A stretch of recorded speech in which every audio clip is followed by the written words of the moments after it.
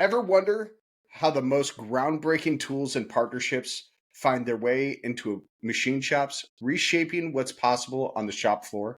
Our guest today doesn't just wonder, he's dedicated his career to making it happen. With over 23 years in manufacturing, with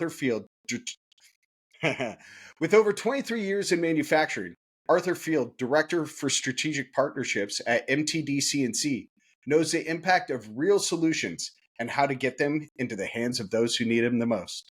Arthur Field, welcome to the Manufacturing Culture Podcast. How are you doing today, my man? Oh, Jim, man, that intro, I'll tell you what, that's a lot of crafting and love in that intro. I am blown away. I'm sitting here just like, is he talking about me? Arthur, my icebreaker for all of my guests is, what does culture mean to you? And this is a manufacturing culture podcast. We got to talk about culture in some way, shape, or form. So I want to know, the guest or the audience wants to know, what does culture mean to you? Culture to me, I guess I really define it by what I see as good culture, right? Like, and then it's either it's lacking or it is that. And culture to me revolves around, it's a bunch of people that are appreciated for the skills that they bring to the table, and they're not penalized when they muck up, because we all mess up all the time. So culture to me is very collaborative, and it's very much a contribution to each other and helping people even adjust their roles at a company. If, you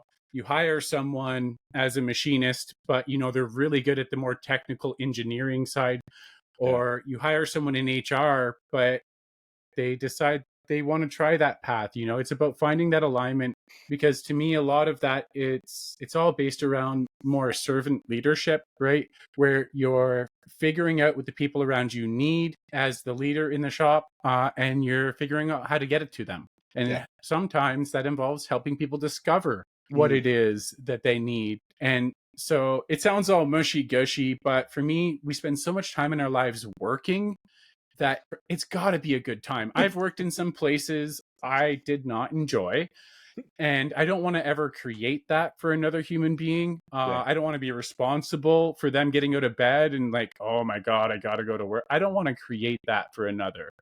I'm sure I have. I'm sure I have. When I first got into leadership when I was like 17, okay, I was not the best human being in my first leadership role.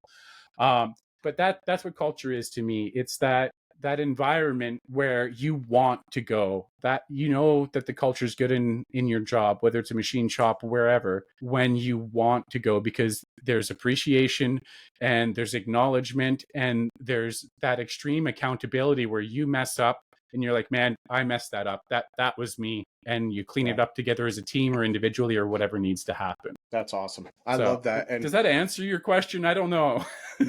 I've said it before, man. There are no wrong answers on the Manufacturing Culture Podcast, because what you speak is your truth, right? All right, man. Let's get into your story here. Okay. What first drew you into manufacturing? Money. Money drew me into manufacturing. So my first manufacturing job, I'd been working customer service, and there was an opportunity to work in an assembly plant, assembling like 2-hole punches and all this other stuff. There was a path there was a possibility of advancing to like line leaders and moving up through leadership. There was a possibility of greater compensation for that. And at the time when I got into the assembly plant, I was like, man, I would really like to go teach English in Japan. And so I was like, oh, this is great. I'm going to earn a little bit more money. I'm going to work on my leadership. I had a cousin that had already spent 6 years in Japan teaching English. So she was like laying out the groundwork for me to go over there. And that never happened. Spoiler alert. I met a lady. She got pregnant. And I moved into machining because more money in machining, and I no regrets.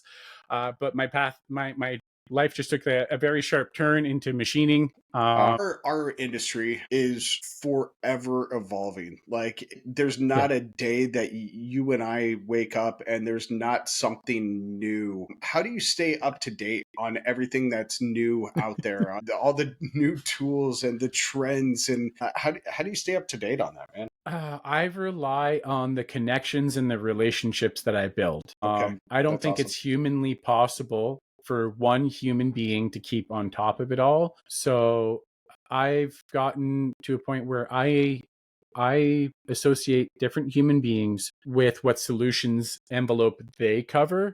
Mm. And it's the relationships I've built where that trust has been honored and it's continued to build. I rely a lot on that. I really like checking out the stuff at MTD. I know I'm preaching my own brand, but the website, you can go and put anything in. So if I'm like, oh, what's new with like 5-axis machines, I can go put 5-axis machines and it'll show me all the new stuff about 5-axis machines that they've covered.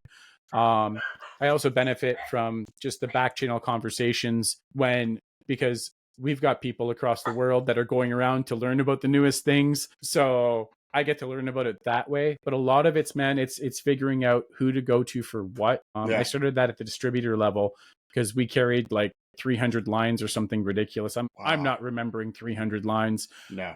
I'm going to find a couple for drilling. I'm going to find a couple for milling. I'm going to find a couple for reaming. I'm going to find a couple for tapping. I'm going to find a couple in the different product areas I need. Yeah. And I'm going to let them be experts. I'm going to say, hey, I'm doing this. What do you recommend? Oh, actually, we got this new tool. Cool. Let's look at that. And then I can do a deep dive with them about something specific. Awesome. I love that. That's an awesome approach. Okay. Okay. So, what's next for you, man? You're doing so much. What's next? So one of the things I'm working on is on the assessment and consulting side of it. I'm working with a risk assessment software company. I actually did a recent podcast with Kellen, and he does risk assessment for Aspirations.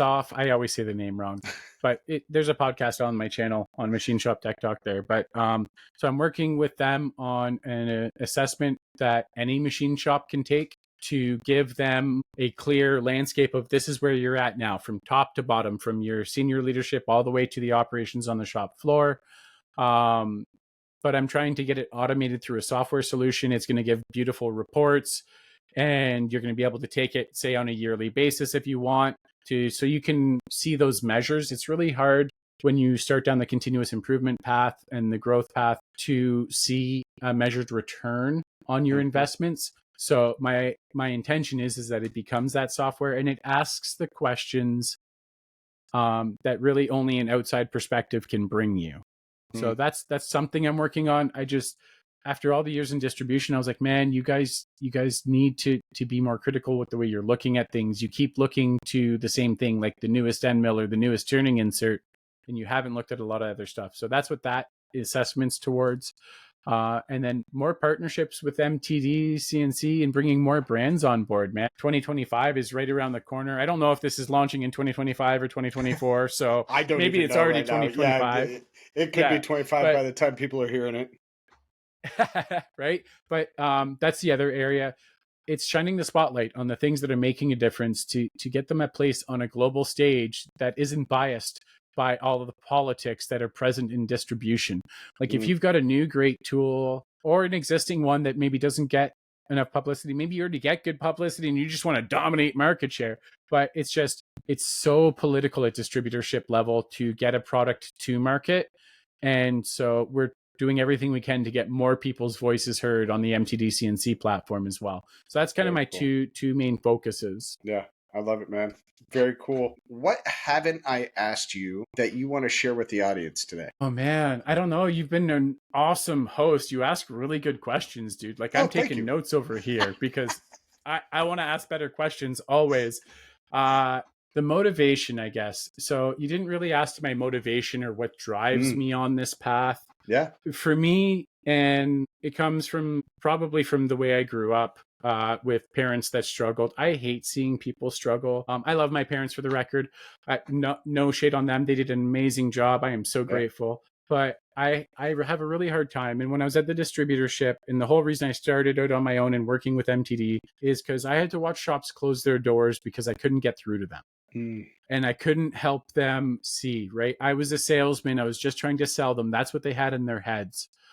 And so I don't want to see a shop close the doors. Like if owners are out there and they are committed to doing whatever it takes, because it's hard work, that's what I'm here for. That's what I'm risking it all for. That's why I told my wife, like times are going to probably be lean, but I got to start this company because I know there's shop owners out there that I can impact. I don't like the idea of people giving up on their dreams, dude. I Man, really don't. That crushes me. So I am yeah. so happy we're friends because you Me too. have one of the largest hearts, dude, that I have ever found in this industry. And Thanks. you're a good human being. Oh, Thank you so thanks. much for sharing your story. Thank you for sharing your journey. It's a hell of a journey, man. And I'm Oh, it's a lot happy. of fun.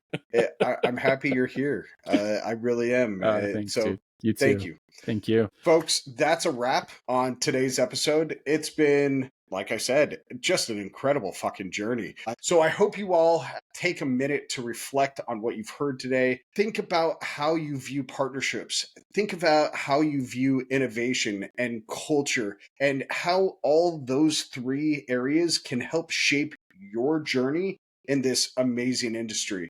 We've got a lot of incredible guests lined up. Stay tuned for future episodes. Until next time, keep innovating, keep connecting, and please keep telling your story. Somebody wants to hear it.